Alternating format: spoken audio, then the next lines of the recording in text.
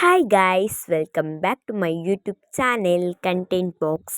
ನೀವಿನ್ನೂ ನನ್ನ ಚಾನೆಲ್ಗೆ ಸಬ್ಸ್ಕ್ರೈಬ್ ಮಾಡಿಲ್ಲ ಅಂತ ಹೇಳಿದ್ದಲ್ಲಿ ಈಗಲೇ ಹೋಗಿ ಸಬ್ಸ್ಕ್ರೈಬ್ ಮಾಡಿ, ಜೊತೆಗೆ ಲೈಕ್ ಆ್ಯಂಡ್ ಶೇರ್ ಮಾಡೋದನ್ನು ಮರಿಬೇಡಿ.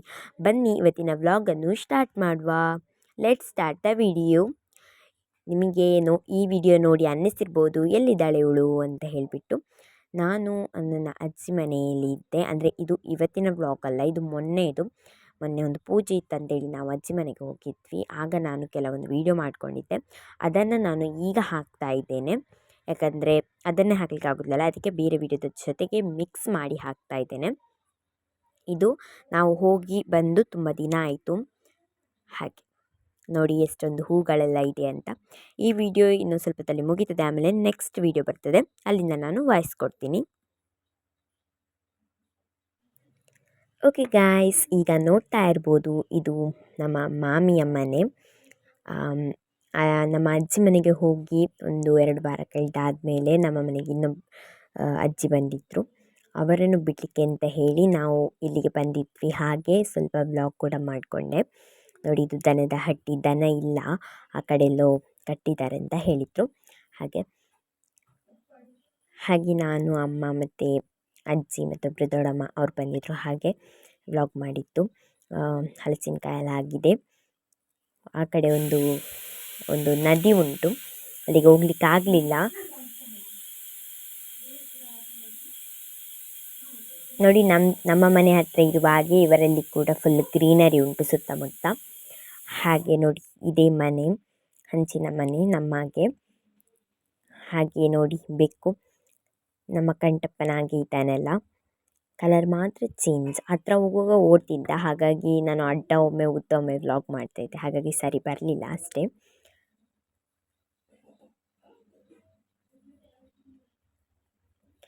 ಹಾಗೆ ಈಗ ನಾವು ಅಲ್ಲಿಂದ ಹೊರಟ್ವಿ, ಊಟ ಎಲ್ಲ ಮಾಡಿ. ಹೇಗೂ ಲೇಟ್ ಆಗಿತ್ತು ಅಂತೇಳಿ ಮಾಮಿ ಬಿಡಲಿಲ್ಲ, ಹಾಗೆ ಊಟ ಮಾಡಿ ಹೋಗಿ ಅಂತ. ಹಾಗೆ ಊಟ ಮಾಡಿ ನಾವು ಹೊರಟದ್ದು.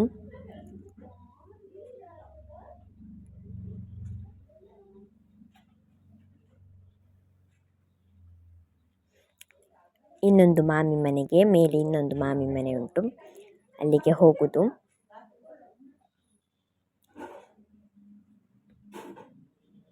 ನೋಡಿ, ಇದೇ ನನ್ನ ಇನ್ನೊಂದು ಮಾಮಿಯ ಮನೆ.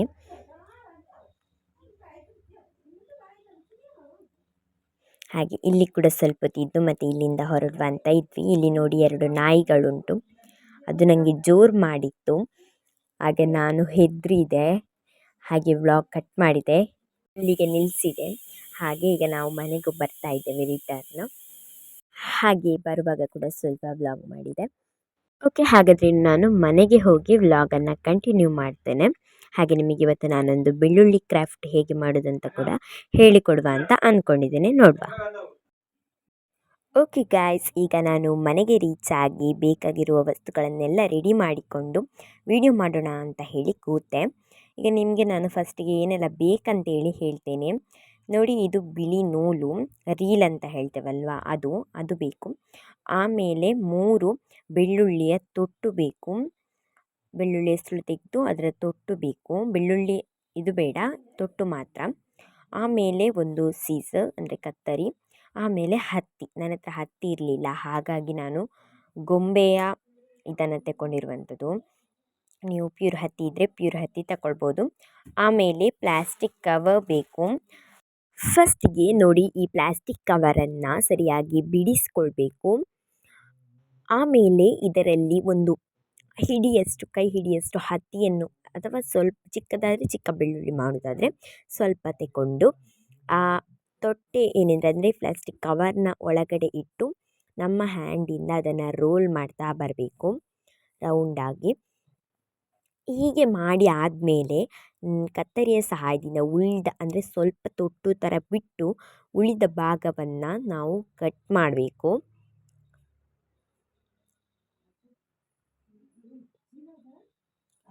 ಸ್ವಲ್ಪ ಭಾಗ ಏನು ನಮ್ಮ ಉಳಿದಿರ್ತದಲ್ವ, ಸೊ ಅದನ್ನು ನಾವು ಸುತ್ತಬೇಕು ಚೆನ್ನಾಗಿ. ಮತ್ತು ಅದನ್ನು ನೂಲಿಂದ ಕಟ್ಟಲಿಕ್ಕಿರೋ ಕಾರಣ ಅಷ್ಟು ಬಿಡಬೇಕಾಗ್ತದೆ ತೊಟ್ಟು ಥರ. ಸರಿಯಾಗಿ ಕಟ್ ಮಾಡಿ ಆದಮೇಲೆ ನಾನಾಗ ಏನು ಬಿಳಿ ನೂಲಂತ ಏನು ಹೇಳಿದ್ದೆ ಅಲ್ವಾ, ಸೊ ಅದರ ಸಹಾಯದಿಂದ ನೀವು ಅದಕ್ಕೆ ಚೆನ್ನಾಗಿ ಸುತ್ಕೊಂಡು ಬರಬೇಕು. ನೋಡಿ, ಈಗ ನಾನು ವಿಡಿಯೋದಲ್ಲಿ ತೋರಿಸ್ತೇನೆ ಯಾವ ರೀತಿ ಅಂತ ಹೇಳಿ. ನೋಡಿ, ಈ ಥರ ಒಂದು ತುದಿಯನ್ನು ಒಂದು ಬೆರಳಲ್ಲಿ ಇಟ್ಕೊಂಡು ಆಮೇಲೆ ಇದನ್ನು ನಾವು ಫಸ್ಟಿಗೊಮ್ಮೆ ಪ್ಲಸ್ ಆಮೇಲೆ ಗುಣಿಸು ಆ ಥರ ಹಾಕ್ಕೊಂಬರ್ಬೇಕು. ನೋಡಿ, ಈಗ ಫಸ್ಟ್ ಇದನ್ನು ಈ ಥರ ಹಿಡ್ಕೊಂಡು ನೋಡಿ ಪ್ಲಸ್ ಥರ ಹಾಕಬೇಕು ಫಸ್ಟಿಗೆ. ನೋಡಿ, ಸುತ್ತಿ ಆದ ಮೇಲೆ ಅದಕ್ಕೆ ನಾವು ಅರ್ಕಟ್ ಹಾಕಬೇಕಂದ್ರೆ ಗಂಟು ಹಾಕಬೇಕು. ನೋಡಿ ಈ ಥರ. ಆಮೇಲೆ ಒಂದು, ಆಮೇಲೆ ಪುನಃ ಒಂದು ರೌಂಡ್ ತಂದು 2 ಅಂದರೆ ಪ್ಲಸ್ ಆಯ್ತು. ಈಗ ಪ್ಲಸ್ ಕೂಡ ಗುಣಿಸು ಸಹ ಆಯಿತು. ಆಮೇಲೆ ಇನ್ನೊಂದು ಈ ಸೈಡಿಂದ ವಾಪಸ್ ಈ ಸೈಡಿಂದ ಇನ್ನೊಂದು ಈ ಥರ ಹಾಕ್ಕೊಳ್ಬೇಕು. ನೆಕ್ಸ್ಟ್ ಇದಕ್ಕೆ ಗಂಟು ಹಾಕಬೇಕು. ಆಗ ಹಾಕಿದ ಹಾಗೆ ಗಂಟು ಹಾಕಬೇಕು.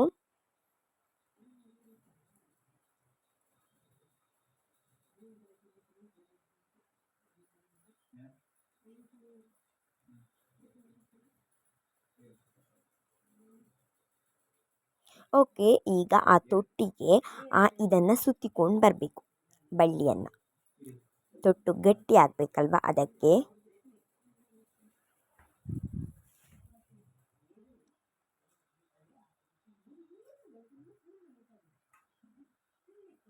ಇಲ್ಲಿ ಕೂಡ ಒಂದು ಗಂಟು ಹಾಕಬೇಕು. ನೆಕ್ಸ್ಟ್ ಆ ಉಳಿದ ಭಾಗವನ್ನು ಕಟ್ ಮಾಡಬೇಕು. ಆಮೇಲೆ ಹಗ್ಗವನ್ನು ಕಟ್ ಮಾಡಿ ತೊಟ್ಟನ್ನು ಅದಕ್ಕೆ ಅಂಟಿಸಬೇಕು ಗಮ್ನ ಸಹಾಯದಿಂದ.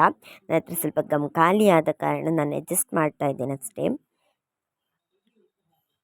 ನಾನು ಈ ವಿಡಿಯೋದಲ್ಲಿ ಒಂದೇ ಬೆಳ್ಳುಳ್ಳಿ ಮಾಡ್ತಾ ಇದ್ದೇನೆ. ನೀವು ಬೇಕಾದರೆ ತುಂಬ ಮಾಡಿ ಡೆಕೋರೇಷನ್ ಟೈಪ್ ಎಲ್ಲ ಯೂಸ್ ಮಾಡ್ಕೋಬೋದು. ನೋಡಿ, ಥರ ಗಮ್ ಹಾಕಿ ಆ ತೊಟ್ಟಿನ ಅಂದರೆ ಆ ಬೆಳ್ಳುಳ್ಳಿಯ ಮೇಲೆ ಅದನ್ನು ಅಂಟಿಸ್ಕೊಳ್ಬೇಕು. ಗಟ್ಟಿಯಾಗಿ ಒತ್ತಬೇಕು.